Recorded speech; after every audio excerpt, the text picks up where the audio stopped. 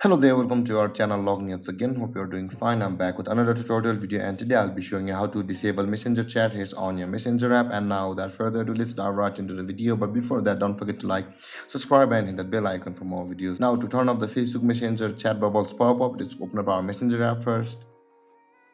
After opening your Messenger app, the interface will be similar like this, where on the top left corner of your screen you can see your profile picture icon. Tap on that profile picture icon like this, and on the screen, which is the settings or the preferences of your profile, scroll down, and under the preferences category you can see the chat heads option available over here just above the app updates. If you tap on the toggle icon just beside the chat heads like this, then the chat heads on your Messenger app will be disabled. If you tap it again, then it will be turned on. For now I want it to be turned on. And there guys, this is how you disable Messenger chat heads on your Android phone. And if you have any confusions or questions regarding the topic, don't hesitate to comment in the comment section below, and don't forget to like, subscribe and hit that bell icon for more videos. Thank you for watching guys. Peace.